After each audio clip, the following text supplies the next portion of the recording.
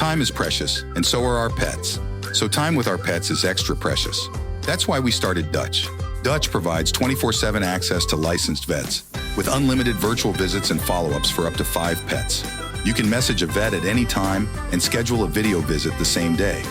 Our vets can even prescribe medication for many ailments, and shipping is always free.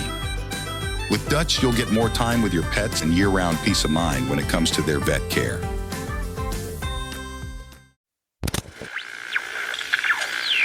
You know who you are? Steven is my name. Even Steven. Will you say something, Steven? Steeven R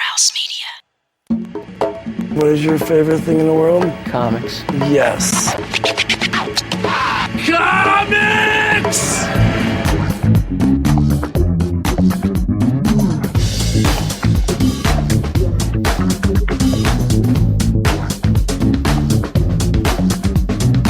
No, wait, tell me about comics. Hey everybody, this is Steeven R. You may know me as the host of shows like Hither Came Conan, Just Another Fanboy, or the Superman Super Show.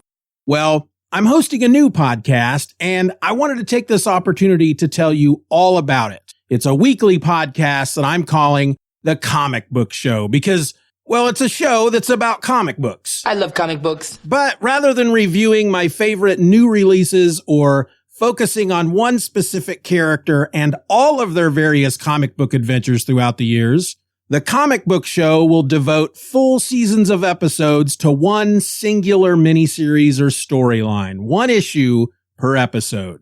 For example, in season 2, you're going to get 8 episodes looking at my absolute most favorite Avengers storyline ever, Under Siege. This was a storyline that ran through 8 issues of the Avengers back in 1986, and it blew my frickin' mind when Baron Zemo and his Masters of Evil attack, infiltrate, and take over the Avengers mansion, torturing poor Jarvis in the process.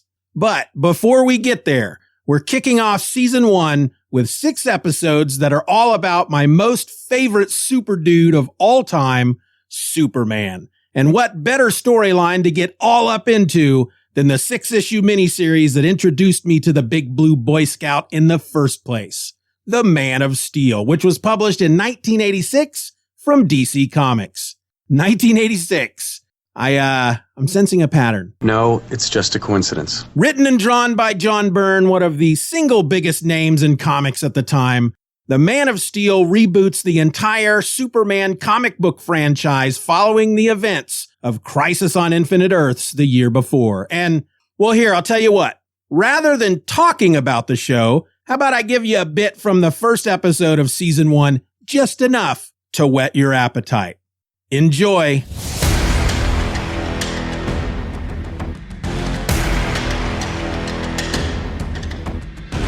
We jump forward 18 years. We're now in Smallville, Kansas. Chapter 1 of this issue, and it's called The Secret. Have you heard about it? This is The Secret. Clark is playing football. John Byrne has made Clark into a football star, basically a high school football star, which even though this is this is the first origin story of Superman that I ever read. This was my introduction to Superman's origin back in 1986. I feel like, every origin story that has been told since, animation, TV, whatnot, teenage Clark Kent is a very unassuming boy. He has these superpowers, but he's not using them to better himself. He's not using them really to win the football game and stuff like that. So seeing him as a football star that people are throwing up on their shoulders after he wins the game and yelling his name and cheering, and that just feels odd to me. Reading it again now. But Jonathan's on the sidelines and he's watching this, and the coach tells Jonathan that boy of yours is the best. He's going to make millions as a pro. Millions! Jonathan, however, he's not too happy. He doesn't like seeing Clark using his powers to make himself better than others.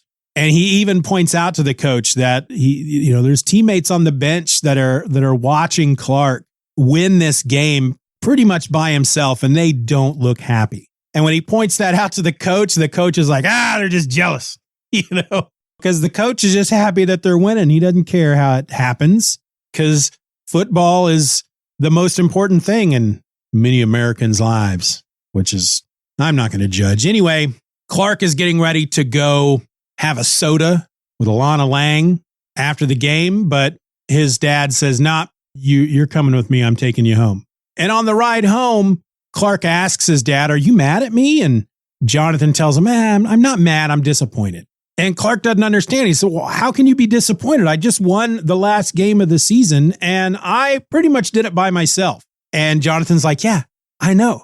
And that's what we need to talk about. And then that's when he takes him out to this field, a field that he says that for the last 18 years, he has put the nastiest barbed wire fence he could find around it. He's put up no trespassing signs, and he wants to keep people out of this field. And Clark even mentions, well, this is the field you told me never to play in when I was a little kid. And Jonathan takes him to a spot in the field where there are basically two big doors or basically a big slab of wood in the middle of the field. And he tells Clark to lift it up. Says, with your strength, you're more than strong enough now. You should be able to do it. And so he lifts up this big square piece of wood that's even bigger than your typical garage door. And we find a big hole underneath it. And inside the hole is the rocket. And that's when Jonathan tells Clark that this is where they found him. And Clark's like, found me? You mean I'm adopted? I'm not adopted. I'm asking Mom. You know, which is really kind of funny because imagine you're 18 years old. You're feeling pretty good about yourself. You just won the football game. Everybody loves you.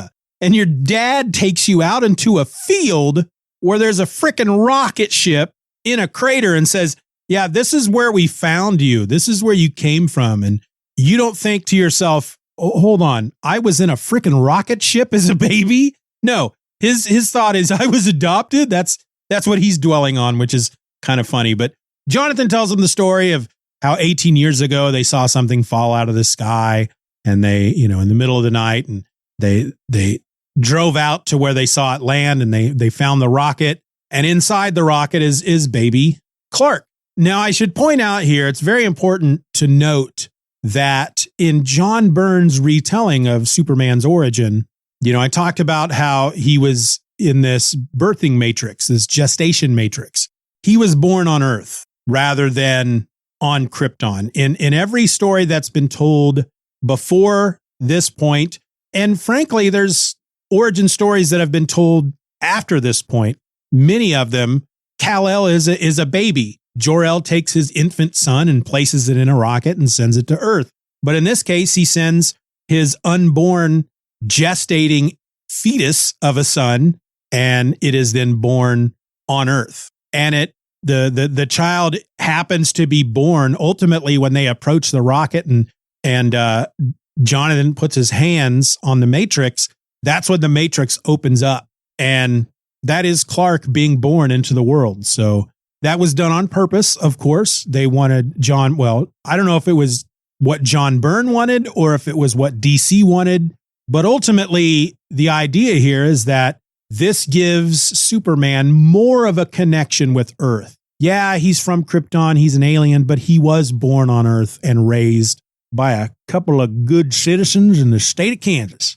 But one of the funny things about this scene is that while Jonathan does mention that for all they know, this could be a Martian, this little baby could be a Martian, and Martha tells him that he's being ridiculous. Look at this child. It's obviously a human. And so they kind of assume their assumption here at this point, and this is also an important note, their assumption is that this rocket didn't come from outer space.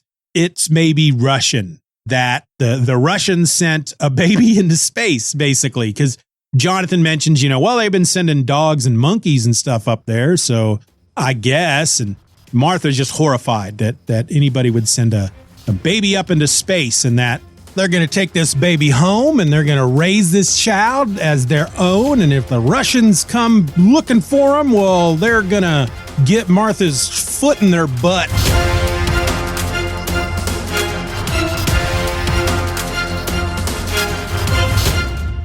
There you go, folks. That is the kind of fun we're going to get up to in season 1 of the Comic Book Show. Season 1, episode 1 of the Comic Book Show will land on Wednesday. July the 10th, which, by the way, just happens to be the exact date that the first issue of the Man of Steel hit the shelves 38 years earlier. That's not a coincidence. Oh, and one last thing. Members of Steeven or Else Beyond will have access to binge all 6 episodes early and ad-free all at once on Wednesday, July the 3rd. If you're not a member of Steeven or Else Beyond and find yourself a little curious, head over to beyond.steevenorelse.com for more information. That link will be in the show notes. So yeah, what are you waiting for? Subscribe to the Comic Book Show now on Apple Podcasts, Amazon Music, Spotify, or wherever you get your podcasts.